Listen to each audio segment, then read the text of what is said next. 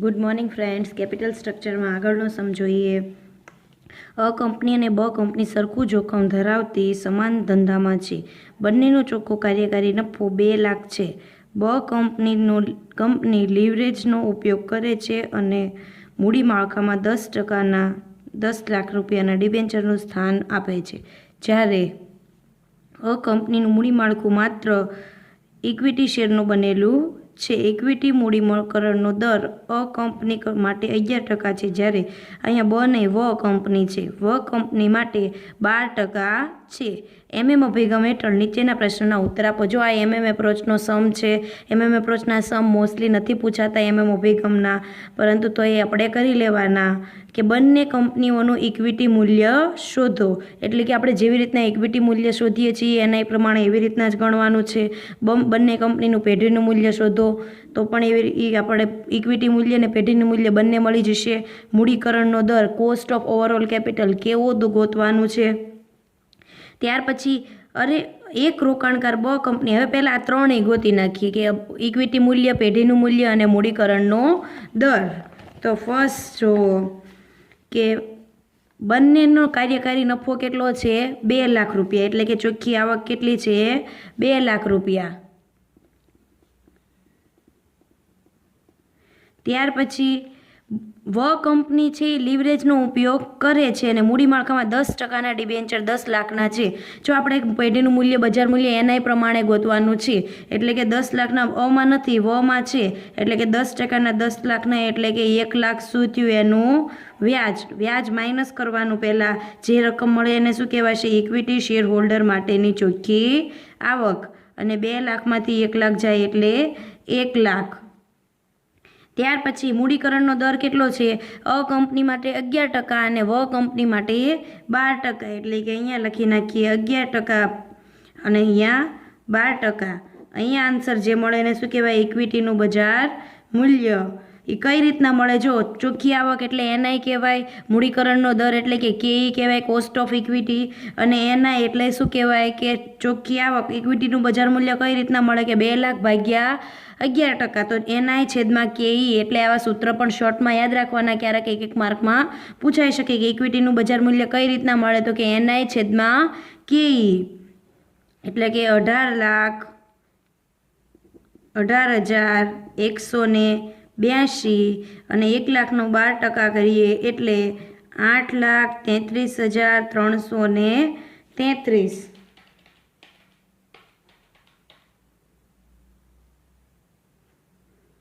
ત્યાર પછી debenture plus શું કરવાનું છે? ડિબેન્ચર. તો ડિબેન્ચર અ કંપનીમાં નથી, જ્યારે બ કંપનીમાં છે 10 લાખ.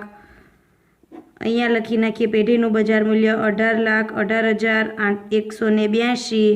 8 લાખમાં 18,33,333.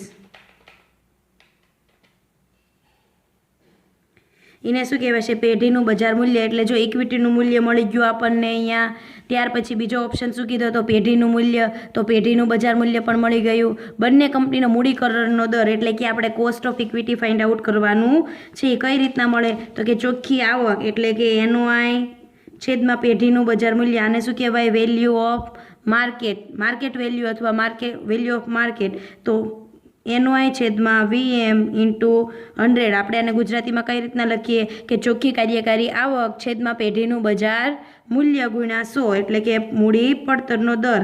તો આપણે અહીંયા જોઈએ કે 2 લાખ ભાગ્યા 18,18,182.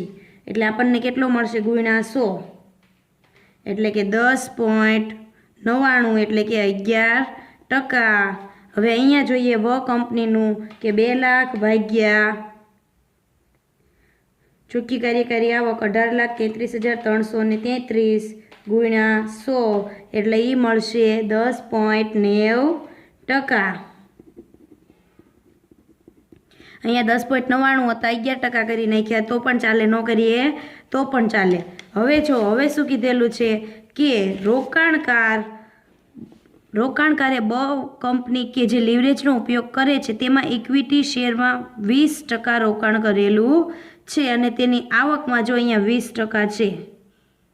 20% રોકાણ કર્યું છે તે તેની આવકમાં ઘટાડો કર્યા સિવાય અ કંપની કે જે લીવરેજ વગરની કંપની છે તેમાં રોકાણ કરવા માગે તો કેટલું રોકાણ કરવું પડશે? એટલે કે જો બ કંપનીમાં કોઈક રોકાણકારે રોકાણ કરેલું હતું, એ લીવરેજવાળી કંપનીમાં છે, એમાં 20% એને રોકાણ કરેલું હતું, તો આપણે લખીએ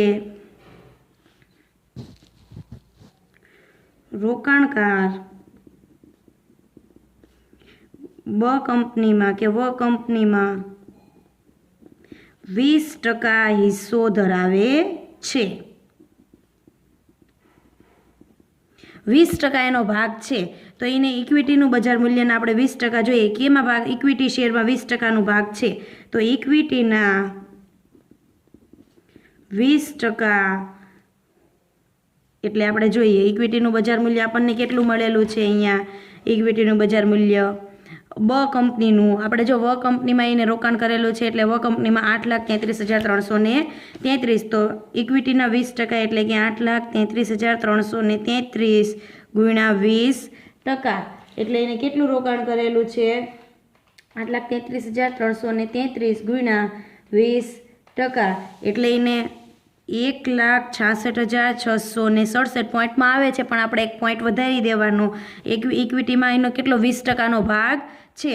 હવે એને લીવરેજનું ઊભું કરવું પડશે, અંગત લીવરેજ એને થોડું ઊભું કરવું પડશે. એટલે કે લીવરેજ એટલે શું કે દેવું ઊભું કરવું પડશે. તો આપણે ધારી લઈએ કે ડિબેન્ચરના 20% લેખે એને ઊભું કર્યું હોય છે, એટલે 20% એનો ભાગ છે, એટલે કે ડિબેન્ચરના 20% લેખે એને કર્યું હોય છે. તો ડિબેન્ચર કેટલા છે? ડિબેન્ચરનું બજાર મૂલ્ય તો કે 10 લાખ રૂપિયા, તો 10 લાખના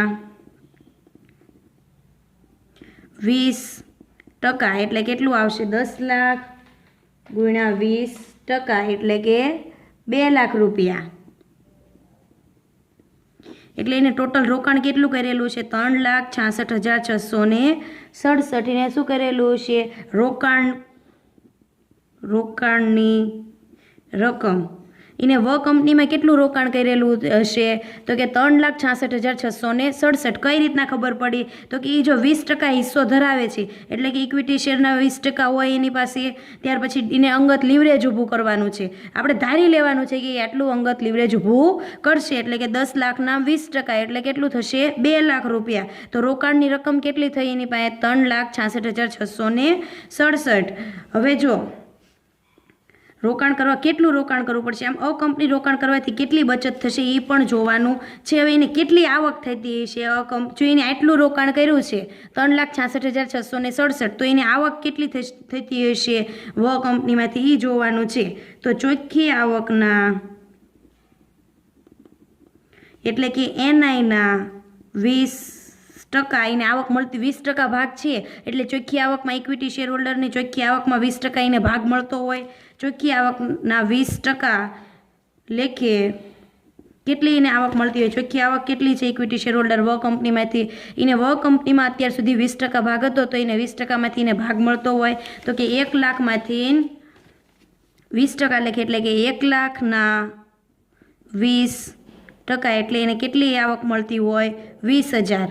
અને એને શું કરેલું છે? આપણે એવું ધારી લીધું છે કે એને અંગત લીવરેજ ઊભું કરેલું છે, એટલે કે ડિબેન્ચરના વ્યાજ લેખીએ 2 લાખ આપણે અંગત લીવરેજ ઊભું કરેલું છે, તો એની ઉપર વ્યાજ પણ હોય. તો ડિબેન્ચર કેટલા ટકાના છે? તો કે 10%ના. તો 2 લાખ ગુણ્યા 10% એટલે કે 20,000. તો એને મળવાપાત્ર આવક કેટલી છે? 40,000. હવે એને એટલું રોકાણ કરવાનું છે અ કંપનીમાં કે એને 40,000 આવક મળી રહેવી જોઈએ. તો અહીંયા લખી નાખીએ મળવાપાત્ર આવક. હવે એને એટલું રોકાણ કરવાનું છે કે જેથી એને 40,000 આવક મળી રહે.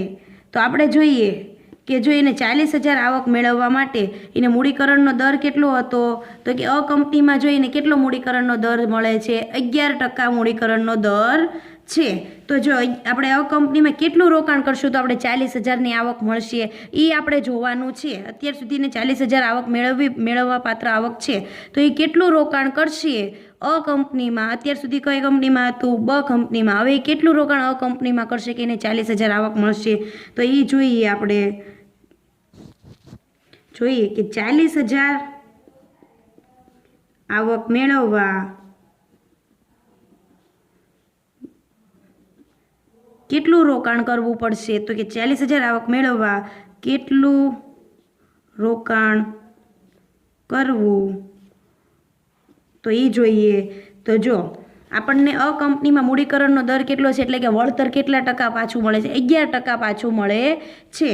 તો આપણે જો વળતર 11% હોય ત્યારે રોકાણ કેટલું કરેલું હશે? કોઈ પણ રોકાણકારે 11% વળતરે રોકાણ કરે. વળતર કેટલું કર્યું હશે? 100%.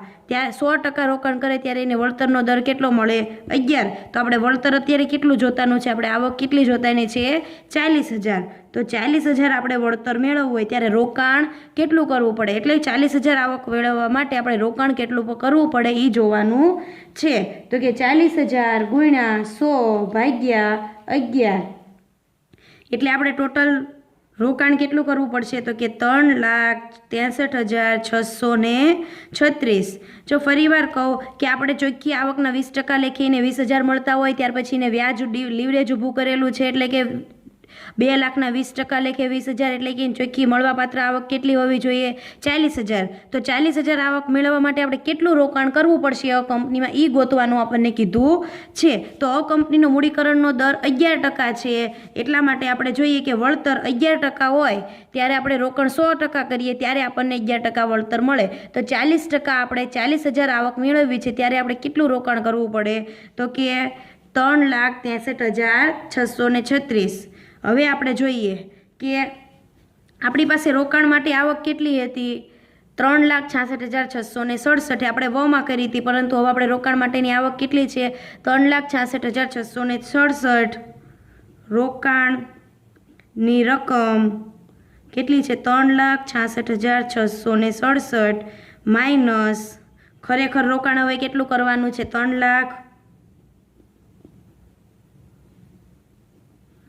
3,63,636. એટલા માટે આપણે આવક કેટલી કરી? બચત કેટલી થશે? 3,031. જો અહીંયા તમને ફરીવાર કહું કે બ કંપનીમાં રોકાણ કરતો હતો એટલે કે ઇક્વિટી શેરમાં 20% હિસ્સો એને મળતો હતો એટલે ઇક્વિટીના 20% કર્યા. ત્યાર પછી એવું ધારી લેવાનું એને અંગત લીવરેજ ઊભું કરવું પડે, એટલે કે લીવરેજના ડિબેન્ચરના 20%. એટલે રોકાણ માટે રકમ કેટલી હતી? 3,66,667. તો આપણે વ કંપનીમાં આપણે રોકાણ કરતા હતા એટલે કે 3,66,667. હવે આપણને એવું કીધેલું છે કે આમ અ કંપનીમાં રોકાણ કરવાથી કેટલી રકમ બચત થશે? તો આપણે જોયું કે આવક કેટલી મળવી જોઈએ કે 20% લેખે. જો એનઆઈ એપ્રોચ છે જે નેટ ઇન્કમ છે એ આપણે 1,00,000ના 20% લેખીને અ કંપનીમાંથી મળતી હતી, અને ડિબેન્ચરના વ્યાજ લેખે એટલે કે 20 એને લીવરેજ જે કાંઈ ઊભું કરેલું છે એ લીવરેજ ચૂકવવા માટે, વ્યાજ ચૂકવવા માટે આપણે આવક જોઈએ 2,00,000ના 10%. લીવરેજ કેટલું ઊભું કરેલું છે? 2,00,000, અને એ ચૂકવવા માટે આપણે 10% લેખે એટલી તો આવક આવવી જોઈએ કે જે આપણે ચૂકવી શકીએ, એટલે કે એના વ્યાજ લેખે ગણ્યું તો આપણે આવક કેટલી આવવી જોઈએ? 40,000 આવવી જોઈએ અ કંપનીમાં રોકાણ કરીએ તો 40,000 આવક મેળવવા માટે આપણે અ કંપનીમાં કેટલું રોકાણ કરવું પડશે એ જોવાનું છે. તો કે જો અ કંપનીમાંથી આપણને વળતર કેટલું મળે છે? 11%. એટલે કે મૂડી દર કેટલો છે? 11% વળતર મળે. 11% વળતર ક્યારે મળે? તો કે રોકાણ 100% હોય ત્યારે. તો 40,000 આપણે આવક મેળવવી છે ત્યારે કેટલું રોકાણ કરવું પડે? એટલે કે આપણે 3,63,636નું રોકાણ કરવું પડે. તો એકચ્યુઅલ આપણે કેટલું રોકાણ વ કંપનીમાં કરતા હતા? તો કે 3,66,667 આપણી માટે રોકાણની રકમ હતી, અને હવે આપણે આટલું રોકાણ કરીએ તો પણ આપણને 40,000 આવક મળી જાય છે. એટલે કે રોકાણની રકમ કેટલી હતી? 3,66,667 માંથી એકચ્યુઅલ રોકાણ કેટલું કરવાનું છે? તો કે 3,63,636. એટલે આપણે બચત કેટલી કરી?